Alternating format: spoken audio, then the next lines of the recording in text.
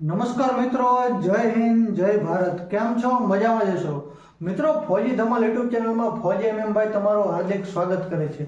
મિત્રો આજે આપણે વિડીયો લઈને આવ્યા છીએ એસએસસી જીડીની ટ્રેનિંગમાં જતી વખતે શું શું ડોક્યુમેન્ટ સાથે લઈ જવા. તો મિત્રો તેના માટેનું એક મહેનત કરીને લિસ્ટ તૈયાર કર્યું છે. તો આજે વાત કરીએ કે શું શું ડોક્યુમેન્ટ સાથે લઈ જવા. તો મિત્રો સૌથી પહેલી વાત છે કે કેરેક્ટર સર્ટિફિકેટ. ઘણા મિત્રોના કોલ આવ્યા, મેસેજ આવ્યા કે કેરેક્ટર સર્ટિફિકેટ કેમ બનાવવું, ક્યાંથી બનાવવું, કેવી રીતે બનાવવું. તો મિત્રો તેની આપણે વાત કરવી કે કેરેક્ટર સર્ટિફિકેટ એક સાથે લઈ જવાનું છે. બીજું એક લઈ જવાનું એસડીએમની મોહરવાળું એક સર્ટિફિકેટ અને 2 ગેઝેટેડ ઓફિસની સાઇનવાળું સર્ટિફિકેટ. તો મિત્રો આ ત્રણેય સર્ટિફિકેટ ક્યારે બનાવવા અને ક્યાંથી બનાવવા. તો મિત્રો આ સર્ટિફિકેટ જ્યારે તમારો જોઈનિંગ લેટર આવી જાય તે જોઈનિંગ લેટર લઈને પછી તમારે એસડીએમ ઓફિસે જવાનું છે અને પોલીસ થાણે જાઓ, પોલીસ સ્ટેશને જવાનું છે. ત્યાંથી તમારું સર્ટિફિકેટ બની જશે. તો મિત્રો કેરેક્ટર સર્ટિફિકેટ તમારું પોલીસ ઓફિસે બનશે. પોલીસ સ્ટેશન ત્યાં સર્ટિફિકેટ બન્યા પછી એસડીએમ ઓફિસે તમારું એસડીએમની મોહર લાગશે અને ગેઝેટેડ ઓફિસર ત્યાં ટીડીઓથી પણ સાઇન કરાવી શકો, મામલતદાર સાહેબ પાસે પણ સાઇન કરાવી, એસડીએમ સાહેબ પાસે પણ સાઇન કરાવી શકો છો. તો મિત્રો હવે તમારો કોઈ પણ ક્વેશ્ચન હોય તો મારો ઇન્સ્ટાગ્રામ આઈડી છે ફોજી ભાઈ, તેમાં મેસેજ કરીશું. તેમાં તમને કોઈ પણ ક્વેરી હોય તો હું તમને તેનું સોલ્યુશન આપીશ.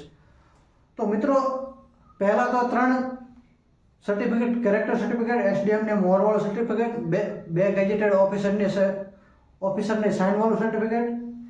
તો મિત્રો આ સિવાય હવે કયા કયા સર્ટિફિકેટ આપણે લઈ જવા તેની આપણે વાત કરીએ.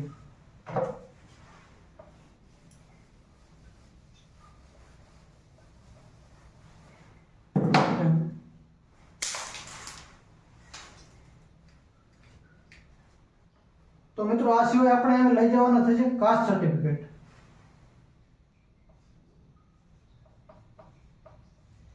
Cast certi. તો મિત્રો કાસ્ટ સર્ટિ કોને લઈ જવાનું? એસસી, એસટી,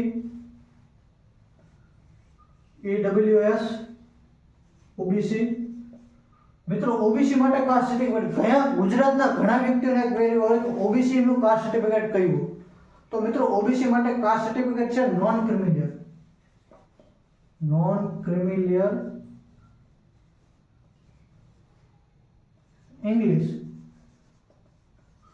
ઇંગ્લિશ વર્ઝનનું નોન ક્રિમિનલ ઓબીસી માટેનું કાસ્ટ સર્ટિફિકેટ સેન્ટ્રલ ગવર્નમેન્ટ વાળું માટેનું કાસ્ટ સર્ટિફિકેટ છે મિત્રો.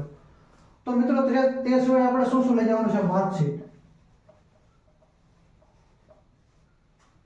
10, 12 અને ગ્રેજ્યુએશન હોય તો ગ્રેજ્યુએશનની માર્કશીટ. તો મિત્રો આટલા ડોક્યુમેન્ટ આગળ આપણે વાત કરું બીજા કયા કયા ડોક્યુમેન્ટ લેવાના છે. તો મિત્રો આ સિવાયના ડોક્યુમેન્ટ છે આધાર કાર્ડ. મિત્રો આધાર કાર્ડમાં કોણ હોય? પોતાનું, માતા પિતાનું, ભાઈ બહેનનું અને પતિ. જો બહેન હોય તો પતિનું અને ભાઈ હોય તો પત્ની હોય તો પત્નીનું. ન હોય તો કઈ કહેવાની વાત નથી. માતા પિતાનું, ભાઈ બહેનનું લઈ જઈ શકો છો. જે મિત્રો પરણ્યા છે તેમને પતિ પત્નીનું આધાર કાર્ડ ફરજિયાત લઈ જવું જરૂરી છે. મિત્રો પાન કાર્ડ, પછી મિત્રો બેંક પાસબુક,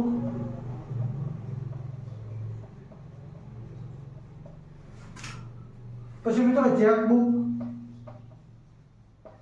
મિત્રો ચેકબુક જરૂર, કારણ કે કેન્સલ ચેક તમારે દેવાનો રહેશે. મિત્રો ચેકબુક ફરજિયાત લઈ જવી. પછી મિત્રો એટીએમ, કારણ કે મિત્રો કેન્ટીનમાં કંઈ પણ સામાન લેવો હોય તો એટીએમ થ્રુ સામાન મળે છે, ત્યાં કેશ પૈસા ચાલતા નથી. મિત્રો એટીએમ ફરજિયાત લઈ જવું. પછી મિત્રો પાસપોર્ટ ફોટા. મારા અંદાજમાં તો 20 તો ફરજિયાત વધારે લઈ જજો, પણ 20 ફોટા તો સાથે રાખવા જરૂરી છે મિત્રો. જરૂર પડશે, કારણ કે મેં 1 સાલ ટ્રેનિંગ કરી એટલે અમને ખબર છે શું જરૂર પડે.